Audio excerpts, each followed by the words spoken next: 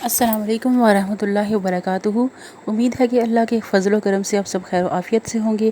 آج میں آپ کے پاس ایک مختصر اور بہت ہی پاورفل وظیفہ لے کر آئی ہوں۔ اس سے آپ کے بہت سارے کام آسان ہو سکتے ہیں۔ تو آج کا وظیفہ ہے استغفر اللہ پڑھنا۔ استغفر اللہ ایک بہترین اور جامع دعا بھی ہے، دوا بھی ہے۔ ہم سب کیونکہ انسان ہیں اور خطا کا پتلا ہے، اور بعض اوقات ہم سے بہت ساری غلطیاں سرزد ہو جاتی ہیں جو کہ بعد میں ہماری آنے والی زندگی کے اندر رکاوٹیں پیدا کرتی ہیں۔ یعنی کہ جب اللہ تعالیٰ ہم سے ناراض ہوتے ہیں ہماری کسی بھی چھوٹی یا بڑی غلطی کی وجہ سے، تو اس ناراضگی کی صورت میں بہت سارے ہمارے کام اور ہماری دعائیں جو ہیں وہ قبول نہیں ہوتی۔ تو اس لیے سب سے بہترین اور پاورفل وظیفہ جو ہے وہ استغفر اللہ ہے۔ اور یہ کس کس مقصد کے لیے پڑھ سکتے ہیں؟ سب سے مقصد رزق کا ہے، رزق کا حصول۔ اگر آپ کے ہاں رزق کی کمی ہے، کاروبار کے اندر کسی طرح کی کوئی رکاوٹ ہے، کہیں پہ آپ کا کوئی پیسہ یا آپ کی رقم ہے یا وہ اس میں رکاوٹ ہے، یا آپ کی نوکری نہیں ہے، تو اس صورت میں آپ یہ بہترین وظیفہ پڑھ سکتے ہیں۔ اس کے پڑھنے کا جو وقت ہے سب سے بہترین تو یہ ہے کہ آپ صبح شام اٹھتے بیٹھتے ہر وقت ہر حال میں آپ بغیر کاؤنٹ کیے ہوئے استغفر اللہ پڑھیں۔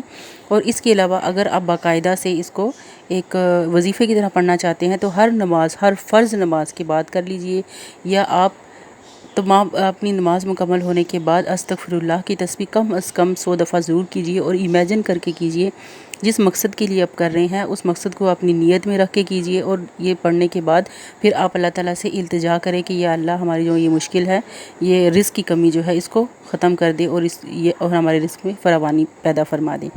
نمبر 2 ہے، اگر کوئی کسی بھی طرح کی قید میں ہو، یعنی کہ قرض کی قید بھی ہو سکتی ہے وہ، اور جسمانی قید بھی ہو سکتی ہے، تو اس کے لیے بھی آپ پڑھ سکتے ہیں، یا کوئی روحانی قید میں ہے، یعنی کسی جادو یا اسیب کا سایہ وغیرہ ہے، تو اس صورت میں بھی آپ یہ وظیفہ پڑھ سکتے ہیں۔ اور اس کو پڑھنے کا طریقہ وہی ہے کہ آپ ہر نماز کے بعد، نماز مکمل ہونے کے بعد کم از کم 100 بار یہ ضرور پڑھیے، اور اپنے دل میں یہ سوچ کر پڑھیے کہ جس مقصد کے لیے آپ پڑھ رہے ہیں، اور اس کے بعد آپ دعا کر لیجئے۔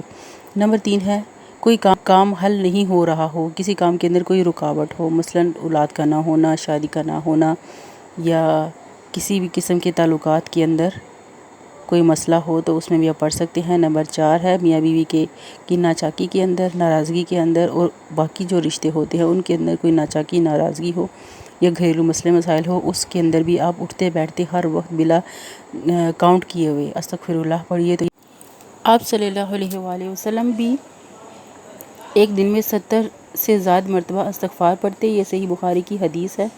تو لہٰذا استغفر اللہ کو اپنا ایک خاص وظیفہ بنائیے، اور اپنی دنیا کے تمام مسائل کو حل کرنے میں مدد کیجیے۔ امید ہے آج کی ویڈیو آپ کو پسند آئی ہوگی۔ دعا میں یاد رکھیے گا، اور چینل کو سبسکرائب کیجیے گا۔ اللہ حافظ۔